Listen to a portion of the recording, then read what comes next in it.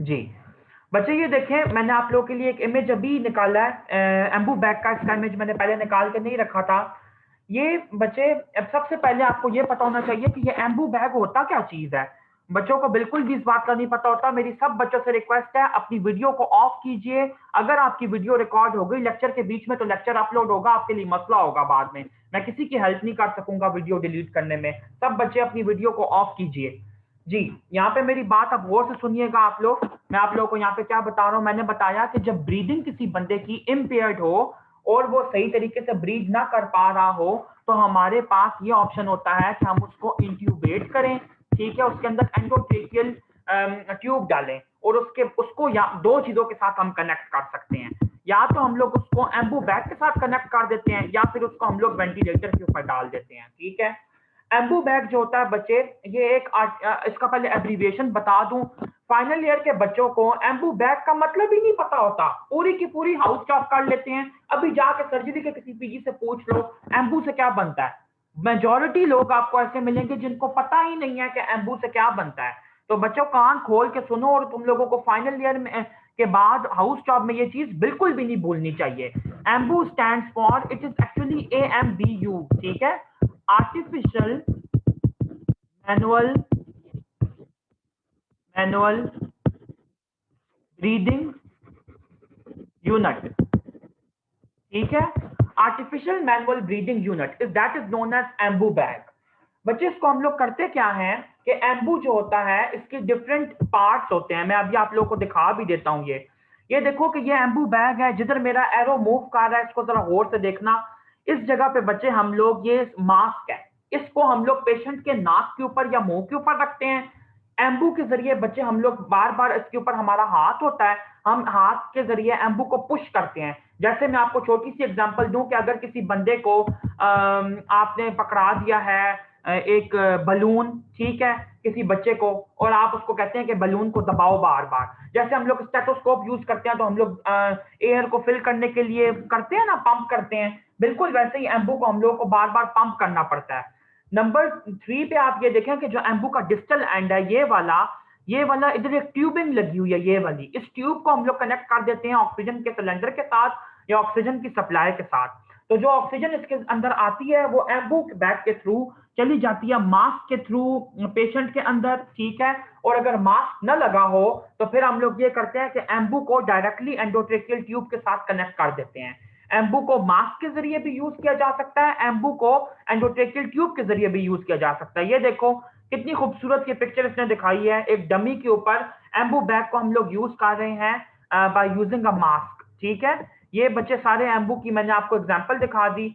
अच्छा, उसके बाद बच्चे यहाँ पे मैं आप लोगों को एयरवेज भी सिर्फ एक दफा दिखा दूं ताकि आप लोगों को बिल्कुल क्लियर हो जाए कि ये ओरल एयरवे और नेजल एयरवे कैसी अपेयर होती है। जितनी देर में ये अपेयर होती है हम लोग इसकी फर्दर डिटेल्स जो हैं बच्चे वो देखते हैं। अच्छा, ब्रीदिंग का कंपोनेंट आपने देख लिया। उसके बाद बच्चे सर्कुलेशन का कंपोनेंट जो है उसको हम लोग कैसे डील करते हैं।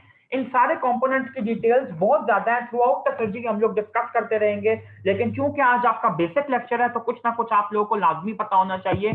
सर्कुलेशन बच्चे, अगर किसी भी बंदे का बीपी जो है वो कम है, वो हाइपोटेंशन के अंदर है या उसका पल्स रेट बहुत ज्यादा कम है, तो दो तीन तरह के फ्लूइड्स जो हैं उनको हम लोग कंसिडर करते हैं। ठीक है, कौन कौन सा फ्लूइड? एक तो हम लोग कंसिडर करते हैं ऑस्मोटिक एजेंट्स को, दूसरा हम लोग कंसिडर करते हैं ऑनकोटिक एजेंट्स को। अब ये क्या होते हैं, इनके दूसरा नाम मैं आपको बता दूं तो ज्यादा क्लियर हो जाएगा।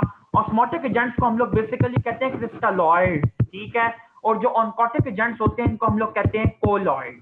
तीसरी चीज आपको ये बता दूं कि जो क्रिस्टलॉइड्स होते हैं इनके अंदर सिर्फ आयंस शामिल होते हैं। कौन से ions? Potassium, sodium, phosphate, bicarbonate, ये सारे आयंस शामिल होते हैं। और जो कोलॉइड्स होते हैं ये बेसिकली ज्यादातर या तो प्रोटीन्स होती हैं या फिर शुगर्स होती हैं जो कि डाइजेस्टेबल नहीं होती। ठीक है, तो मैंने आप लोगों को पहले भी ये कॉन्सेप्ट दिया हुआ है, अभी भी मैं दे देता हूं अपने सर्जरी के लेक्चर में भी, कि जो क्रिस्टलॉइड्स होते हैं ये छोटे छोटे होते हैं। ठीक है, तो इनकी बच्चे टेंडेंसी यही होती है कि ये अपनी तरफ बहुत कम वाटर के मॉलिक्यूल्स को अट्रैक्ट करते हैं। ठीक है, लेकिन जो प्रोटीन्स होती हैं, जो कोलॉइड्स होते हैं, ये बड़े बड़े होते हैं। तो चूंकि ये बड़े हैं इसलिए ये अपनी तरफ ज्यादा से ज्यादा वाटर के मॉलिक्यूल्स को अट्रैक्ट करेंगे। ये बात आपने याद रखनी है। ठीक है, तो कोलॉइड्स जो होते हैं वो बेटर होते हैं in maintaining intravascular fluid volume compare to crystalloids. लेकिन हम लोग ऐसे ही नहीं कर सकते कि कोई भी पेशेंट आया तो उसको क्रिस्टलॉइड दे दो या उसको कोलॉइड दे दो।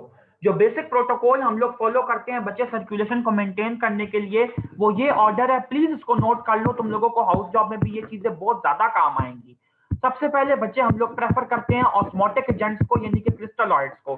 कोई भी पेशेंट जो कि ट्रॉमा का आया है, सबसे पहले हम उसको ड्रिप लगाएंगे जिसमें ऑस्मोटिक एजेंट सिर्फ पोटाशियम, सोडियम, ये आयन शामिल होंगे। और याद रखिएगा, मैं एक बात बता दूं आप लोगों का वाइवा का क्वेश्चन, कि आप लोगों से पूछा जाता है कि जो ऑस्मोटिक एजेंट्स होते हैं या जो क्रिस्टलॉइड्स होते हैं, इनकी किलो कैलोरी के अंदर एनर्जी बताओ, इनकी एनर्जी कितनी होती है।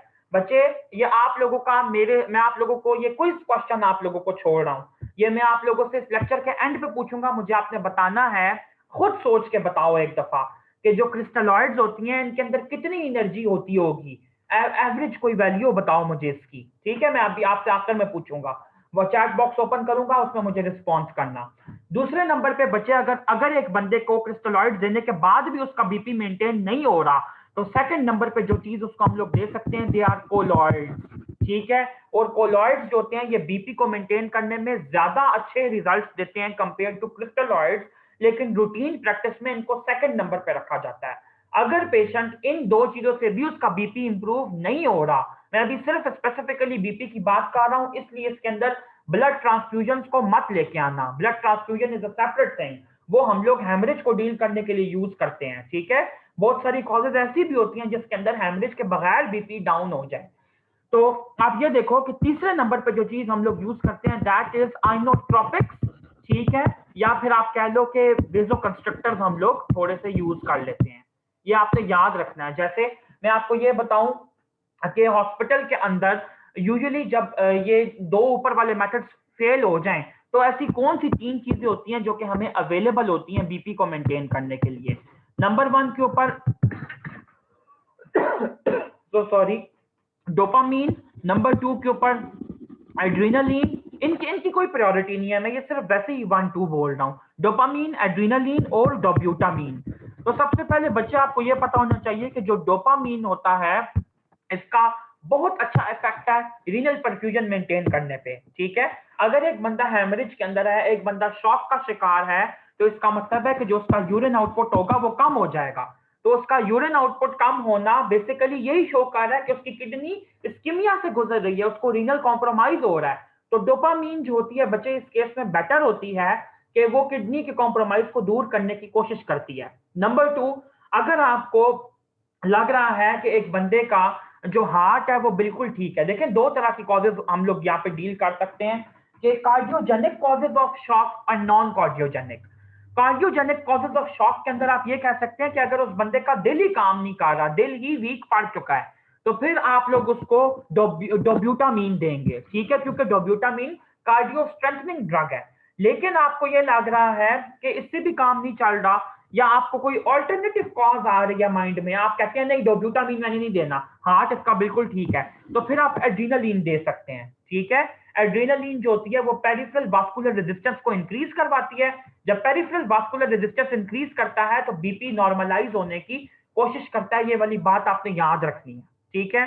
तो सर्कुलेशन को बच्चे हम लोग बेसिकली इस तरह डील करते हैं।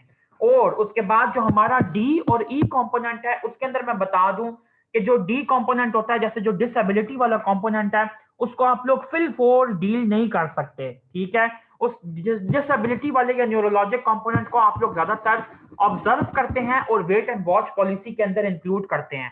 लेकिन जो आपका ई कंपोनेंट होता है उसको आप लोग कंट्रोल ज्यादा कर सकते हैं, मैनेज कर सकते हैं, कि उसके अंदर आप लोग हाइपोथर्मिया को ट्रीट करें बाय प्रोवाइडिंग वार्मथ, ठीक है।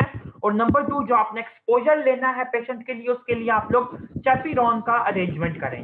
तो ये मैंने आपको जो प्राइमरी सर्वे था उसके जो बेसिक कंपोनेंट्स हैं वो बता दिए हैं। अब मैं बीच में बच्चा आप लोग को ये दिखाने लगा हूं कि ये ओरल एयरवे होती है।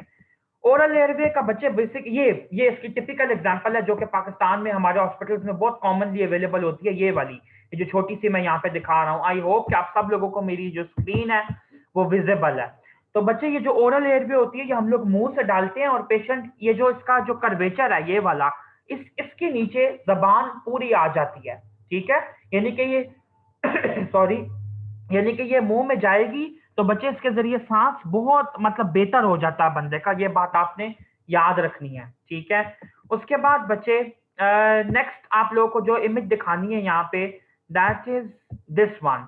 ये मैंने श्वार्ट्ज की सर्जरी से ये बहुत अच्छी एक इमेज ली है आप लोगों को दिखाने के लिए कि लाइफ थ्रेटनिंग कंडीशन कौन कौन सी हैं प्राइमरी सर्वे के अंदर जिनको हम लोग डील करते हैं। तो एयरवे, ब्रीदिंग, सर्कुलेशन, डिसेबिलिटी, ये इसने सब यहाँ पे हाईलाइट किया है। ये जितनी भी बच्चे इसने लिखी हैं कि ट्रॉमा के अंदर जो जो मसले मसाइल पैदा होते हैं, ये सब हम लोग हर उस रिस्पेक्टिव चैप्टर के अंदर स्टडी करेंगे। जैसे न्यूरो सर्जरी में हम लोग एक्स्ट्रा ड्यूरल, हीमाटोमा, सब ड्यूरल, ये सब स्टडी करेंगे, ठीक है। बच्चे आप लोग मुझे 2 सेकंड का वक्फा दी, 2 सेकंड के 1 मिनट के लिए आपने वेट करना है प्लीज। जी, लेट्स रिज्यूम अवर लेक्चर। बच्चे हाँ जी, अब मैं आप लोगों को कुछ और इंपॉर्टेंट बातें बताता हूं, उसके बाद हम लोग सेकेंडरी सर्वे के ऊपर जाएंगे। ऐसे हम लोग डायरेक्ट सेकेंडरी सर्वे पे नहीं जाने वाले। बच्चे एक क्वेश्चन आप लोगों को जो प्रॉफ में बहुत कॉमनली आ जाता है, दैट इज के मैकेनिज्म्स ऑफ ट्रॉमा बताओ, ठीक है। कि और आपसे वाइवा में खास तौर पे ये पूछा जाता है कि ट्रॉमा जो होता है वो किस किस तरह से हो सकता है। तो बच्चे ये हेडिंग याद कर लीजिएगा। जब आप लोगों को ये मैं अभी आंसर जो बताऊंगा ना, तो आप लोग कहेंगे अच्छा ये मैकेनिज्म है। तो जब आप लोग प्रॉफ दे के बाहर निकलते हैं तो आप लोगों को तब भी पता चलता है कि अच्छा ये इतनी एक नोन सी चीज, इतनी एक कॉमन सी चीज जिसको आप लोग आम लफ्जों में फजूल सा कह रहे होते हैं, ये यूनिवर्सिटी में क्वेश्चन की फॉर्म में आ जाता होता है। तो मैकेनिज्म्स ऑफ ट्रॉमा कौन कौन से होते हैं जरा नोट कीजिएगा। नंबर 1 पे होता है ब्लंट ट्रॉमा, यानी कि कोई ब्लंट इंजरी हुई है। नंबर 2 के ऊपर होता है पेनिट्रेटिंग ट्रॉमा, ठीक है। नंबर 3 के ऊपर होता है बच्चे ब्लास्ट। नंबर 4 के ऊपर आ जाता है आपका क्रश इंजरीज, ठीक है। और नंबर 5 के ऊपर आ जाता है थर्मल ट्रॉमा। तो ये आपके 5 जो है वो मेन तरह के मैकेनिज्म्स हैं ट्रॉमा के, ये आप लोगों को लाजमी आने चाहिए। और एक और भी ट्रॉमा की टाइप जो है वो इंक्लूड की गई है, लेकिन वो बेसिकली खुद इटसेल्फ जो है ट्रॉमा कॉज नहीं करवाती, लेकिन इनडायरेक्टली उसकी वजह से ट्रॉमा होता है, दैट इज अल्कोहल। यानी कि जो अल्कोहलिक पेशेंट होता है, दैट ही और शी इज अनकॉन्शियस, तो वो ट्रॉमा के लिए ज्यादा ससेप्टेबल होता है। अब ब्लंट ट्रॉमा के अंदर बच्चे मैं आप लोगों को एक बहुत इंपॉर्टेंट बात बता दूं कि जो मोस्ट कॉमन कॉज है ब्लंट ट्रॉमा की, तो दैट इज मोटर व्हीकल, ठीक है। मोटर व्हीकल एक्सीडेंट जो होता है ये बहुत कॉमन कॉज है ब्लंट ट्रॉमा की। ये आपका एमसीक्यू है प्रॉफ का, प्लीज इसको नोट कर लीजिए। अच्छा, दूसरी इंपॉर्टेंट बात बच्चे जो यहाँ पे आपको कोट करनी है अगले ट्रॉमा की, दैट इज के मतलब ब्लंट ट्रॉमा से रिलेटेड कि अगर 10% इंक्रीज हो स्पीड के अंदर तो फेटेलिटी रिस्क होता है वो 40% इंक्रीज कर जाता है। यानी कि अगर मैं छोटी सी एग्जांपल यहाँ पे दूं, एक बंदा नॉर्मली अगर ट्रैवल कर रहा है 100 किलोमीटर पर आवर की स्पीड से, और अब वो 10% उसकी स्पीड में इंक्रीज आता है, 110 किलोमीटर पर आवर से इंक्रीज करता है, तो अगर उसका पहले मोर्टेलिटी का चांस फॉर एग्जांपल 20% था, तो अब वो कितना हो जाएगा 60%, यानी कि 40% इंक्रीज कर जाता है। बच्चे ऐसे एमसीक्यूज आपकी यूनिवर्सिटी खास तौर पे फाइनल ईयर में बहुत कॉमनली देती है। मैं इस बात के ऊपर जितना एम्फोसिस करूं वो कम होगा। बच्चे प्लीज इस बात को नोट कर लीजिए, वैल्यू वाले एमसीक्यूज आपके पेपर में आने ही आने हैं। तो जो मैं आप लोगों को इंपॉर्टेंट वैल्यूज बता रहा हूं, अब मुझे पता है हम लोग सारी वैल्यूज को मास्टर नहीं कर सकते कभी भी, लेकिन जितनों को हम लोग कर सकते हैं उतना तो कम से कम आप लोग नोट कीजिए ना। तीसरी इंपॉर्टेंट वैल्यू वाली बात आपको यहाँ पे बताता चलूं कि जो एयर बैग्स होते हैं जो कि व्हीकल्स के अंदर लगे होते हैं, जो कि ट्रॉमा के लिए ट्रॉमा के अगेंस्ट यूजफुल होते हैं, ये तकरीबन 30% चांसेस कम करते हैं ट्रॉमा के। ये आपने हमेशा याद रखना है, ठीक है। ये बात बहुत ज्यादा इंपॉर्टेंट है। उसके बाद बच्चे जो आपका पेनिट्रेटिंग ट्रॉमा होता है ये यूजुअली शार्प ऑब्जेक्ट से किया जाता है, और खास तौर पे नाइव्स के साथ बहुत कॉमनली ये कॉमन है, ठीक है, जो छुरियां चाकू होते हैं। उसके अलावा बच्चे जो ब्लास्ट इंजरी होती है इसके अंदर टेररिज्म एक बहुत इंपॉर्टेंट कॉज है ट्रॉमा की। उसके अलावा क्रश इंजरीज जो है बच्चे उसके अंदर डिजास्टर्स आ सकते हैं जैसे अर्थक्वेक वगैरह, और थर्मल इंजरी में डिफरेंट आपके बर्न्स आ सकते हैं, ठीक है। उसके बाद बच्चे दूसरी चीज आपको ये बताता चलूं जो आप लोगों की बुक्स के अंदर कोट की गई है खासतौर पे बेले एंड लव में, कि जो ट्रॉमा की वजह से डेथ होती है इसको हमने इसकी एक स्पेसिफिक हेडिंग इसकी हमने बना ली है, try model distribution of death. Please इसको नोट कीजिएगा। या आप लोग को यूनिवर्सिटी में 2 मार्क्स के एमसीक्यू भी आ सकते हैं और एमसीक्यू भी आ सकता है।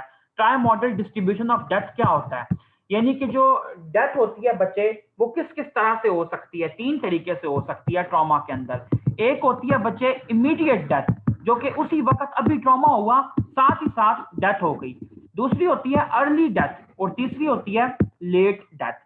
अब ये यहाँ पे मैं क्लियर कर दूं। सबसे पहली बात ये कि इसके लिए आपकी बेले अल्लाह ने कोई स्पेसिफिक आवर्स को कोट नहीं किया, ठीक है।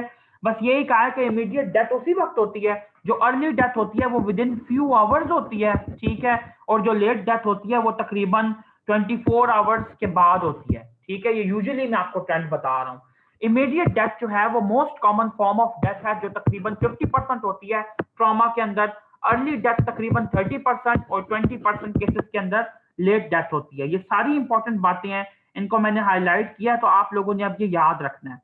उसके बाद बच्चे एक और बहुत इंपॉर्टेंट कंपोनेंट जो यहाँ पे मैं डिस्कस करना चाहता हूँ, दैट इज ये मैं आप लोगों को बीच में रैंडमली एक पॉइंट बता रहा हूँ, इसलिए कि आपकी बेले में इसका जिक्र दरमियान में है, तो इसलिए मैं दरमियान में बता रहा हूँ कि टीबीआई क्या होती है, what is traumatic brain injury. Actually आप लोगों ने न्यूरो सर्जरी वाले चैप्टर में ये पढ़नी है, लेकिन मैं यहाँ पे हाईलाइट कर दूं क्योंकि एटीएलएस का बहुत इंपॉर्टेंट पार्ट है।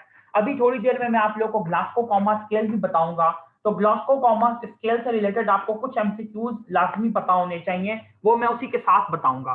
सिर्फ अभी ये बता रहा हूं कि ग्लासको कॉमा स्केल का जो टोटल स्कोर होता है दैट इज 15। उस 15 में से जो पेशेंट होता है उसको हम लोग स्कोर देते हैं, वो जो स्कोर हम लोग उसको देते हैं उसके हिसाब से उसकी ब्रेन की इंजरी को हम लोग क्लासिफाई करते हैं। तो जो ट्रॉमेटिक ब्रेन इंजरी होती है ये 3 तरह की हो सकती है, माइल्ड, मॉडरेट और सिवियर किस्म की, ठीक है। ये आपने याद रखना है।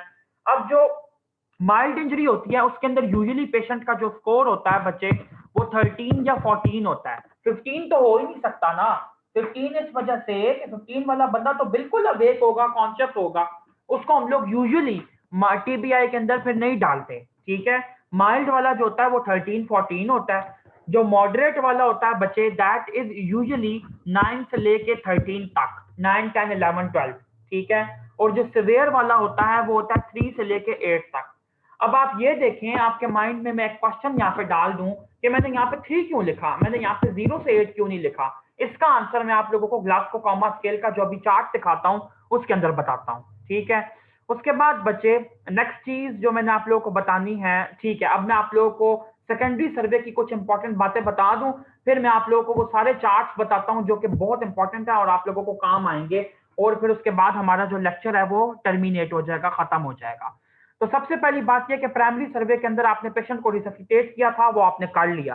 सेकेंडरी सर्वे के अंदर बच्चे आप लोग पोटेंशियली जो लाइफ थ्रेटनिंग कंडीशंस होती हैं उनको आप लोग डील करते हैं, ठीक है, जो पोटेंशियली लाइफ थ्रेटनिंग होती हैं। ये मैं यहाँ पे हाईलाइट कर दूं। अच्छा, इनको इनको है ये आपको उसका पूरा सिस्टमिक एग्जामिनेशन करने से पहले पहले आप लोग एक पेशेंट की जो हिस्ट्री होती है उसको रिव्यू करते हैं। पेशेंट की हिस्ट्री को रिव्यू करने के लिए आप लोग 5 चीजें यूज करते हैं, जिसका निमोनिक होता है एम्पल, ठीक है। ये आपकी सर्जरी की बुक्स में भी लिखा हुआ है। एम्पल से क्या बनता है, पहले सबसे पहले पेशेंट की एलर्जी की हिस्ट्री लेते हैं। नंबर 2 पेशेंट की मेडिकेशन की हिस्ट्री लेते हैं, ठीक है, कि कोई उसने मेडिकेशन तो नहीं ली हुई, किसी ड्रग के ऊपर तो नहीं है, कोई ड्रग लेके तो नहीं निकला था जो ट्रॉमा का शिकार हुआ है। उसके बाद पी से है पास्ट मेडिकल हिस्ट्री, क्या उसके कोई पास्ट जिंदगी में इवेंटफुल बातें रही हैं डिजीजेस से रिलेटेड खास तौर पे। इसके अलावा last mile so sorry, last mile के इसने आखिरी खाना कब खाया था, मैं इसकी सिग्निफिकेंस अभी आपको बताता हूँ। और ई से होता है बच्चे इवेंट्स ऑफ इंसिडेंट, कि उस वाक्य में असल में हुआ क्या क्या। अच्छा, अब यहाँ पे मैं क्लियर करता चलूं कि हम लोग लास्ट मील की हिस्ट्री क्यों लेते हैं। बच्चे लास्ट मील की हिस्ट्री जो होती है वो ज्यादा सिग्निफिकेंट होती है मतलब अनकॉन्शियस पेशेंट के अंदर। ये बात आपने याद रखनी है मेरी, ठीक है। जो पेशेंट कोमेटोज होता है, बेहोश होता है, अनकॉन्शियस होता है, उसके अंदर लास्ट मील की हिस्ट्री सिग्निफिकेंट होती है। इसलिए एक छोटे से एग्जांपल देता हूं कि फॉर एग्जांपल अगर एक पेशेंट जो है वो एब्डोमिनल ट्रॉमा के साथ आपने एडमिट किया, उसको इंट्रापेरिटोनियली इंट्रा एब्डोमिनली हेमरेज हो चुका है। अब आपने उसकी लेप्रोटमी करनी है। लेप्रोटमी से मुराद ये है कि उसका पेट खोलना है और देखना है कि कहां से ब्लीडिंग हो रही है और उस ब्लीडिंग को रोकना है। तो जब आप उस पेशेंट को ऑपरेशन के लिए एडमिट करते हैं, जब आप उसको एनेस्थीसिया देने की कोशिश करते हैं, उस एनेस्थीसिया के दौरान जब वो बेहोश है तो उसका जो खाना है बच्चे वो वापस जा सकता है लंग्स के अंदर, ठीक है, यानी कि उसकी लंग्स में एस्पिरेशन हो सकती है। पहले भी ये चीज मैंने कोट की थी, मैं दोबारा बता दूं कि अगर किसी बंदे ने खाना खाया है और उसको खाने के फौरन हमें हमें नहीं पता कि उसकी खाने की क्या हिस्ट्री है, और हम उसको एडमिट कर लेते हैं सर्जरी के लिए और उसको एनेस्थीसिया दे देते हैं, तो उसको क्या हो जाएगा बच्चे, इस एमसीक्यू को नोट कर लीजिए, ये हमें एमसीक्यू प्रॉफ में भी आया था, मेंडलसन सिंड्रोम।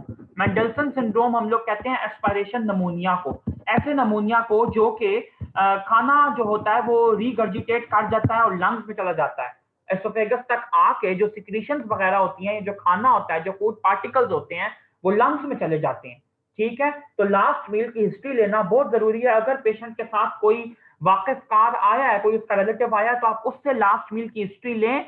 अगर उसके साथ कोई वाकिफकार नहीं है और वो अनअटेंडेड पेशेंट है, तो फिर बच्चे हम लोग उसको फिल फोर उसको ऑपरेट नहीं करते, बल्कि 2-3 घंटे का, 6 घंटे का कम से कम उसको वक्फा दे के फिर ऑपरेट करते हैं और उसकी ब्लीडिंग को रोकने के लिए बाकी तरीकों को अपनाते हैं, ठीक है। और कभी कभी बच्चे अगर बहुत लाइफ थ्रेटनिंग कंडीशन हो, तो फिर पेशेंट के लास्ट मील और मेंडलसन सिंड्रोम को इग्नोर करते हुए हम उसको एडमिट कर लेते हैं और ऑपरेट कर देते हैं। ये अब आपने याद रखना है। उसके बाद बच्चे, अब मैं आपको ये बताऊं कि जो आपका सेकेंडरी सर्वे है, इसके अंदर हम लोग कौन कौन से कंपोनेंट्स डील करते हैं। ये बस हम लोग का लेक्चर का बिल्कुल आखिरी आखिरी पार्ट है। उसके बाद मैंने आपको कुछ पिक्चर्स बतानी है बहुत इंपॉर्टेंट, फिर आप लोगों को छुट्टी मिलेगी, इसलिए अभी जाइएगा नहीं। तो सेकेंडरी सर्वे के अंदर सबसे पहले हम लोग ये देखें कि हेड और फेस को एग्जामिन करते हैं, ठीक है। सारे टेंडर पॉइंट्स देखते हैं, आपको किसी किस्म का कोई मतलब जैसे आईज के इर्द गिर्द हेमरेज तो नहीं है, जिसको हम लोग कहते हैं रकून आईज कहते हैं, या आप लोगों को आना चाहिए, ठीक है। पैंडा आईज कहते हैं, रकून आईज कहते हैं, या फिर एक्टिमोसिस कहते हैं। प्लीज ये चीजें आप लोग नोट कीजिए, ये आप लोगों को वाइवा में काम आएंगी, हाउस जॉब में भी काम आएंगी। इसके अलावा उसकी मैंडिबल की डिस्लोकेशन, कोई टंग के ऊपर कोई टंग बाइट तो नहीं हुई हुई, कोई मुंह का अंदर का ट्रॉमा, कोई नाक का ट्रॉमा, कान का ट्रॉमा, ये सब हेड एंड फेस के एग्जामिनेशन में करते हैं। नंबर 2 में बच्चे हम लोग उसका नेक देखते हैं। नेक के अंदर बच्चे यूजुअली हम लोग 3-4 चीजें देखते हैं, 3 जो बहुत इंपॉर्टेंट है वो मैं यहाँ पे हाईलाइट कर देता हूँ। टेंडरनेस, क्या हाथ लगाने पे उसको दर्द होता है। नंबर 2 क्रेपिटेशन, क्या उसको सबक्यूटेनियस एम्फाइसीमा तो नहीं है, कोई इस तरह तो नहीं है कि उसकी नेक के नीचे जो है वो हवा जमा हुई हुई है, ठीक है, किसी किसी भी वजह से। अभी वो हम लोग आगे थोरेसिक वाले चैप्टर जब पढ़ेंगे तो उसमें डिटेल में पढ़ेंगे। इसके अलावा हम लोग ये देख सकते हैं कि कहीं उसको कोई हीमाटोमा तो डेवलप नहीं हुए हुए नेक के अंदर। अच्छा जी, तीसरा रीजन जो हम लोग स्टडी करते हैं दैट इज यूजुअली चेस्ट, ठीक है। और चेस्ट के अंदर बच्चे हम लोग उसकी क्लेविकल, स्टर्नम, रिब्स, ये सब देखते हैं। अगर उसकी रिब्स या स्टर्नम या क्लेविकल के ऊपर किसी भी किस्म की कोई एब्रेजन, कोई ब्रूज, कोई मार्क है, तो फिर हम लोग ये सस्पेक्ट करते हैं कि उसको inside the thoracic cavity, lungs के अंदर भी कोई लंग की कॉन्फ्यूजन हुई होगी, ठीक है। अगर आपको ओवरलाइंग मार्क्स मिलते हैं तो फिर आपका सस्पेशन ज्यादा हो जाता है। उसके बाद बच्चे न्यूरोलॉजिकल की अगर बात की जाए, तो न्यूरोलॉजिकल असेसमेंट के लिए सबसे इंपॉर्टेंट चीज जो होती है दैट इज पेशेंट का क्लिनिकल एग्जामिनेशन और साथ ही साथ सीटी स्कैन। बच्चे क्योंकि काफी सारे पेशेंट ऐसे होते हैं जो कि मोटर डेफिसिट, सेंसरी डेफिसिट के साथ प्रेजेंट करते हैं, तो उनके अंदर हम लोग मतलब कंफर्म कॉज जानने के लिए फिर हम लोग उनकी इन्वेस्टिगेशन करवाते हैं। लेकिन सेकेंडरी सर्वे में आप लोगों ने उनके डेफिसिट लाजमी फाइंड करने हैं कि किस किस जगह पे उनको मोटर या सेंसरी डेफिसिट है। इसके अलावा एब्डोमेन एंड पेल्विस का एग्जामिनेशन करेंगे, ठीक है। मैं यहाँ पे लिख रहा हूँ A and B, abdomen and pelvis के अंदर, उसके अंदर भी बच्चे आप पूरे का पूरा पाल्पेट करते हैं। रेक्टल एग्जामिनेशन लाजमी करते हैं, रेक्टल ब्लीडिंग को लाजमी चेक करते हैं, ठीक है। इसके अलावा पेल्विक फ्रैक्चर देखने की कोशिश करते हैं। और उसके बाद जो बच्चे, उसका ऑलमोस्ट आखिरी कंपोनेंट आता है दैट इज एक्सट्रीमिटीज, कि उसके एक्सट्रीमिटीज पे तो किसी किस्म का ट्रॉमा नहीं है, उसके अपर लिम्ब में, उसके लोअर लिम्ब में किसी किस्म की एब्रेजन, ब्रूज, कोई फ्रैक्चर आपको मिला हो, कोई डिसलोकेटेड बोन मिली हो आपको, तो ये आप लोगों ने लाजमी देखनी है, ठीक है। उसके बाद बच्चे, आपको एक बात लाजमी यहाँ पे मैं बताता चलूं जो कि बहुत बहुत ज्यादा इंपॉर्टेंट है। एक सेकंड के लिए वेट कीजिए, आई होप आप सब लोगों को मेरी स्क्रीन विजिबल होगी। बट बच्चे, what is log roll? Log roll क्या होता है? बहुत ही इंपॉर्टेंट मेथड है ये। आपने ये एज्यूम करना है, मैं अब इस बात को क्लियर कर दूं, कि जो भी पेशेंट सर्जिकल इमरजेंसी में ट्रॉमा के साथ आया है और अगर वो अनकॉन्शियस है या अगर वो सेमी कॉन्शियस है, तो इसका मतलब है कि वो बंदा, आपने एज्यूम ये करना है कि उसको स्पाइनल कॉर्ड की या बैक की कोई ना कोई इंजरी है। मैं दोबारा इस बात को रिपीट कर रहा हूं बच्चे, अगर कोई पेशेंट सर्जिकल इमरजेंसी में आपने आया है, अगर वो कोमेटोज्ड है या सेमी कोमेटोज्ड है, और आप क्योंकि वो आपको हिस्ट्री तो नहीं दे पा रहा, तो फिर आपने ये कंक्लूड करना है कि वो पेशेंट जो है उसको कोई ना कोई स्पाइनल कॉर्ड की या वर्टिब्रा की इंजरी हो सकती है। तो जिस पेशेंट को भी स्पाइनल कॉर्ड, एक सेकेंड जी, ये देखें बच्चे, आप लोग इतने बड़े हो गए हैं, प्लीज इन चीजों का ख्याल रखा करें। पहली दफा तो आप लोग जूम नहीं यूज कर रहे ना बच्चों। अच्छा ये देखो, मैं लॉग रोल के मुतालिक बता रहा था कि लॉग रोल के अंदर हम लोग बेसिकली करते ये हैं कि चूंकि हमने एज्यूम किया है कि इस पेशेंट को वर्टिब्रा की या स्पाइनल कॉर्ड की या बैक की कोई इंजरी है, तो बैक वाले पेशेंट की जिसकी इंजरी है उसको हम लोग ऐसे ऐसे झटके दे के हिलाते नहीं है। ऐसे नहीं करते कि उसको कभी इधर हाथ उसका उठाया रखा, उसका टांग उठाई रखी और उसका एग्जामिनेशन किया। No, you don't do this. अगर आप ऐसे करेंगे तो शायद आप उसका कहीं डिस्क प्रोलैप्स करवा दें, कहीं आप उसका वर्टिब्रल फ्रैक्चर एग्रेवेट कर दें, या कहीं आप उसका सर्वाइकल इंजरी करवा दें नेक के अंदर। ठीक है, तो लॉग रोल मेथड बेसिकली हमें यह सिखाता है कि आप जब आपने पेशेंट का एंटीरियरली पूरी की पूरी बॉडी का सुपाइन पोजीशन में एग्जामिनेशन कर लिया, जैसे मेरा एरो आपको शो कर रहा है स्टेप 1 के अंदर, तो फिर आप लोग फिर आप लोग उस पेशेंट का लैटरली और बैक साइड ऑब्जर्व करने की कोशिश करते हैं। अब आपको कैसे ऑब्जर्व करेंगे, जरा स्टेप 2 देखें। स्टेप 2 के अंदर ये होता है कि 4 बंदे स्पाइनल, ये आप लोगों का ऑस्पी का इंटरेक्टिव सेशन है, ये मैं आप लोगों को बार बार बता दूं। आप लोगों से पूछा जाता है कि अगर एक बंदा स्पाइनल कॉर्ड की इंजरी के साथ है या नहीं है, वो सेमी कोमेटोज या, तो आप उसको कैसे डील करेंगे। और अगर कोई बच्चा लॉग रोल का लफ्ज वहां पे नहीं बोलता कि हम लोग लॉग रोल मेथड यूज करेंगे, तो बिलीव मी आप लोगों के मार्क्स कटेंगे, आप लोगों का एग्जामिनर पे गंदा इंप्रेशन पड़ेगा। जब भी ट्रॉमा का पेशेंट आए, log roll log roll log roll लाजमी बोलना है। अच्छा, स्टेप 2 के अंदर बच्चे हम क्या करते हैं, चार बंदे हमें चाहिए होते हैं। एक बंदा उसके हेड एंड की तरफ आ जाता है, हेड और नेक को होल्ड करता है। बाकी 3 बंदे डिवाइड ऐसे होते हैं कि एक बंदा जो होता है वो उसके थॉरेक्स को, यानी कि जो उसका टॉर्सो रीजन होता है उसको पकड़ता है, थॉरेक्स और एब्डोमेन को। दूसरा बंदा उसके थाइस को, और तीसरा बंदा उसकी नीज को पकड़ता है। और चारों बंदे मिला के उसको एक टर्न देते हैं, लैटरल साइड पे एक टर्न देते हैं, जैसे स्टेप 3 में शो किया है। और उसकी बैक को ऑब्जर्व कर लेता है डॉक्टर, जब वो इतनी देर में उसको टर्न करके रखते हैं, उसको होल्ड करते हैं। ठीक है, और जब उसका ऑब्जर्वेशन कंप्लीट हो जाती है तो उसको हम वापस उस पोजीशन में ला के, बेसिकली हमने उसकी बैक को इसलिए ऑब्जर्व किया यही रूल आउट करने के लिए कि कहीं उसको कोई स्पाइनल इंजरी, कोई वर्टिब्रल इंजरी तो नहीं हुई। तो उसको फिर हम लोग वापस उसकी पोजीशन में ला के और उसको फिक्स कर देते हैं। अब आप ये देखें कि जो स्टेप नंबर 4 में इन्होंने बंदा दिखाया हुआ है, इसके ऊपर ऐसे लग रहा है जैसे रस्सियां बंधी हुई हैं। तो बच्चे बिल्कुल ऐसे ही होता है कि हम लोग उसके ऊपर पट्टे, बड़े बड़े बैंड जो होते हैं, बेल्ट जो होती हैं, वो लगा देते हैं ताकि पेशेंट अब इमोबाइल हो जाए, वो मूव ना कर सके। अगर वो मूव करता है किसी भी सूरत में, या उसको कोई इशू होता है, तो उसकी कोई ना कोई जो इंजरी होती है वो प्रोवोक हो सकती है। ठीक है, तो स्पाइनल लॉग रोल का बेसिकली ये वाला जो प्रोटोकॉल है, ये मैंने आप लोगों को बता दिया। अच्छा जी, उसके बाद बच्चे, अगर मैं आप लोगों से कुछ यूरिन आउटपुट की बात करूं, तो यूरिन आउटपुट हम लोग कितना देखते हैं, आप लोगों को ये मैं एक दफा बता दूं कि किसी भी ह्यूमन बीइंग के अंदर जो यूजुअली यूरिन आउटपुट होना चाहिए नॉर्मल बेसल लेवल पे, दैट इज 1 मिलीलीटर पर केजी पर आवर के हिसाब से। अगर कोई पेशेंट ट्रॉमा का पेशेंट है तो उसके अंदर ये वैल्यू को हम कॉम्प्रोमाइज समझ के 0.5 ml पर केजी पर आवर तक आ जाते हैं। लेकिन याद रखिएगा 0.5 ml पर KG per hour is a cut off point. अगर इससे भी कम आउटपुट है पेशेंट का, तो पेशेंट एक्यूट किडनी इंजरी या एक्यूट रीनल फेलियर की तरफ प्रोग्रेस कर रहा है, आपने उसको रोकना है, यानी कि आपको उसको डायलिसिस देने की जरूरत पड़ सकती है। तो urine output is a very very very very very important thing. ठीक है, उसके बाद बच्चे 2-3 बातें आप लोगों को यहाँ पे और बताता चलूं एक टोटल असेसमेंट की फॉर्म में। लेकिन उससे पहले मैं आप लोगों को इंपॉर्टेंट इमेजेस दिखा देता हूं, क्योंकि मुझे यही फिक्र लगी हुई है, ये ना हो के इमेजेस हमारे रह जाएं। अच्छा जी, बच्चे जितनी भी मैं आप लोगों को यहाँ पे आज इमेजेस दिखाने वाला हूं, तो या तो इनका ताल्लुक एटीएलएस से है, या फिर आपका इनका ताल्लुक कमिंग चैप्टर से है। ठीक है, आपको नॉर्मल मैं सर्जिकल इंपॉर्टेंट बातें बता रहा हूं जो कि अगले चैप्टर्स में काम आएंगी। सबसे पहले ये देखें बच्चे कि हम लोगों ने यूजुअली पेनिट्रेटिंग इंजरीज को असेस करने के लिए नेक को 3 जोन्स में डिवाइड किया है, जोन 1, जोन 2, जोन 3। जोन 1 बच्चे वो जोन होती है जहां पे आपका थोरेसिक आउटलेट होता है या क्लेविकल के हेड्स होते हैं।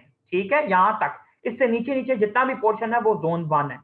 जोन 2 बच्चे क्लेविकल और एंगल ऑफ मैंडिबल के बीच में लोकेटेड होती है, और जोन 3 इससे ऊपर की जोन होती है जो कि एंगल ऑफ मैंडिबल से ऊपर होती है।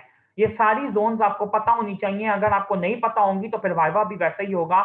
ये वाले जो चीजें आपको मैं बता रहा हूँ वाइवा का बहुत कॉमन क्वेश्चन है, ठीक है। नंबर 2, आप ये देखें कि मैंडिबल, ये जो आपके मैंडिबल से ऊपर की तरफ, मैंडिबल के एंगल से ऊपर जो आपके फ्रैक्चर्स हैं, इनको हमने कैसे कैटेगराइज किया है। फोर्थ ईयर की ईएनटी में आप लोग पढ़ के आए हैं, और हम लोग हेड एंड नेक रीजन के अंदर भी इनको स्टडी करेंगे, लेकिन मैं अभी बता रहा हूं, फिर मैं वहां पे रिपीट नहीं करूंगा। ये हैं ली फोर्ड फ्रैक्चर्स। अब गौर से देखिएगा, Le Fort type 1, type 2, type 3 fractures कौन कौन से हैं। सिर्फ इनकी फ्रैक्चर लाइन को देखते जाओ, खुद ही समझ आ जाएगा कि ये कौन सा फ्रैक्चर है। जो ए नंबर है ली फोर्ड फ्रैक्चर 1, ये बेसिकली पूरे के पूरे अपर जॉ को सेपरेट कर रहा है, ठीक है, यानी कि पूरा एक मुंह के अंदर मिड लेवल पे दरार बना रहा है। उसके बाद बच्चे जो ली फोर्थ फ्रैक्चर 2 है, ये आपके अपर जॉ से भी पास करता है, ज़ाइगोमेटिक बोन से बेसिकली, मैक्सिला के पार्ट से भी, साथ ही साथ ऑर्बिट से पास करता है और नेजल ब्रिज के ऊपर जाके मीट करता है दोनों साइड से। ये ली फोर्थ 2 है। उसके बाद बच्चे ली फोर्थ 3 जो फ्रैक्चर है, ये पूरे का पूरा ऑर्बिटल होता है, ठीक है, यानी कि इसके अंदर जॉ की इन्वॉल्वमेंट नहीं होती। तो आपका ये एमसीक्यू है कि कौन सा ली फोर्थ फ्रैक्चर है जिसमें जॉ की इन्वॉल्वमेंट नहीं होती, तो that is Le Fort fracture 3। इसको प्लीज आप लोगों ने याद रखना है। उसके बाद ये देखो आप लोगों के लिए बड़ा खूबसूरत एक और इमेज, कि ये जो टॉर्सो ट्रॉमा होता है, टॉर्सो की हमने कौन कौन सी जंक्शंस बनाई हैं, लेकिन वो करने से पहले ये बड़ा खूबसूरत पाई चार्ट देख लो आप सब लोग कि कॉजेज ऑफ डेथ क्या क्या होती हैं ट्रॉमा में। तो मोस्ट कॉमन कॉज जो है वो सीएनएस रिलेटेड यानी कि टीबीआई, ट्रॉमेटिक ब्रेन इंजरी है, और नंबर 2 पे ब्लीडिंग आती है, ठीक है। उसके बाद बच्चे ये देखो कि टॉर्सो होती क्या है। सबसे पहले आपको ये पता होना चाहिए कि टॉर्सो क्या होती है। टॉर्सो बच्चे बेसिकली हम लोग कहते हैं कि नेक से नीचे, नेक से नीचे, नेक के अलावा जो आपका थॉरक्स है और एब्डोमेन है, ये पूरा आपका टॉर्सो है, जितना भी आपका ट्रंक है, जिसके साथ आपके अपेंडेजेस अटैच्ड है। अपेंडेजेस में किसको किसको कह रहा हूँ, एक्सट्रीमिटीज को कह रहा हूँ, अपर लिम्स और लोअर लिम्ब को। तो ये आपकी सुप्रास्टेर्नल नॉच से लेके नीचे आपकी प्यूबिक सिम्फिसिस तक ये पूरा आपका टॉर्सो है, ठीक है। तो जंक्शनल जोन आपकी टॉर्सो की 3 है, जरा देखो कौन कौन सी। Between the neck and thorax, neck और थॉरक्स के बीच में, फिर थॉरक्स और एब्डोमेन के बीच में, और फिर एब्डोमेन और पेल्विक स्ट्रक्चर्स के बीच में। ये 3 जंक्शनल जोन लाजमी आनी चाहिए, टिपिकल क्वेश्चन है, इवन पीजीज को भी ये नहीं आती। उसके बाद ये वो 3 जोन्स हैं बच्चे जो कि वाइवा में पूछी गई थी मुझसे भी, जो ट्रॉमा का पेशेंट होता है, वार्ड टेस्ट के अंदर पूछी गई थी, प्रॉफ के अंदर नहीं पूछी गई थी, कि रेट्रोपेरिटोनियम की 3 जोन्स कौन कौन सी होती हैं। देख लो गौर से, खुद ही क्लियर हो जाएगा। बल्कि मैं आप लोगों को पहले इसकी डिस्क्रिप्शन पढ़ा दूं। ये देखो 3 जोन्स होती हैं रेट्रोपेरिटोनियम की। Central zone, zone number 1, zone number 2 lateral, and zone number 3 pelvic. अब जरा देखो क्या क्या है। ये जो दरमियान में बिल्कुल जोन आ रही है, जोन नंबर 1, देखो आपके जैसे थॉरक्स के अंदर 2 लंग्स के बीच में मीडियस्टिनम होती है ना, बिल्कुल इसी तरह रेट्रोपेरिटोनियम का जो दरमियान वाला पार्ट होता है। अच्छा एक बात मैं बता दूं, ये रेट्रोपेरिटोनियम की जोन है बच्चे, पेट से बाहर, ये पेट की जोन नहीं है, प्लीज इसको माइंड में बिठा लो। ये ना आपसे कभी कोई जोन पूछे तो आप कहो ये पेट की जोन है, ठीक है। जो जोन नंबर 1 है रेट्रोपेरिटोनियम की, ये सेंट्रल है। जो जोन नंबर 2 है, ये देखो आप लोग लैटरल जोन है, ये बड़ी अच्छी इसने दिखाई हुई है। और जो जोन नंबर 3 है, इसके अंदर सारे के सारे आपके पेल्विक ऑर्गन्स की तरफ वाली रेट्रोपेरिटोनियम आ रही है। तो अब ये देखो कि बेसिकली इनका प्रिंसिपल क्या है, कि इनकी सिग्निफिकेंस क्या है। जो जोन 1 होती है बच्चे, इसको हमेशा आपको एक्सप्लोर करना पड़ता है, हमेशा पेशेंट को ऑपरेट करके देखना पड़ता है, ठीक है। अगर आपने उसको हीमोडायनामिकली स्टेबल कर लिया तो उसके बाद। जो जोन नंबर 2 है बच्चे, इसके अंदर यूजुअली आप लोग पेशेंट को नॉन ऑपरेटिवली मैनेज कर लेते हैं, ठीक है, ये बात आपने याद रखनी है। और जो जोन नंबर 3 होती है, इसके अंदर डिफरेंट प्रोपोजिशंस हैं, लेकिन मेजॉरिटी यही कहते हैं कि इस जोन को ना ओपन किया जाए तो बेहतर है, ठीक है, जो पेल्विक जोन होती है। उसके बाद ट्रॉमा से रिलेटेड आप लोगों को कुछ टर्म्स बता दूं कि जो फ्रैक्चर्स होती हैं इनकी डिफरेंट टाइप्स कौन कौन सी होती हैं, डिस्क्रिप्टिव टर्म्स कौन कौन सी हैं, ये आप लोगों को ऑर्थोपेडिक में भी काम आएंगी। मैं वहां पे नहीं समझाने वाला, इसलिए आज ही समझा रहा हूं। एक होता है स्पाइरल फ्रैक्चर, बस शेप देखते जाओ और आपको सब याद हो जाएगा। स्पाइरल फ्रैक्चर याद रखना है कि स्पाइरल फ्रैक्चर जरा ज्यादा अलोंगेटेड होता है कंपेयर टू ऑब्लिक फ्रैक्चर, ठीक है। नंबर 3 पे ट्रांसवर्स फ्रैक्चर, बिल्कुल almost in horizontal plane. Number 4 पे वेज फ्रैक्चर, वेज फ्रैक्चर हम इसे कहते हैं जो एक ट्रायंगुलर बोन के सेगमेंट को एनक्लोज करे, ये आपका वेज है, ठीक है। सेगमेंटल फ्रैक्चर, यूजुअली बच्चे ये होता है कि दो फ्रैक्चर्स पड़े होते हैं, उसके बीच में दरमियान का बोन का पीस होता है।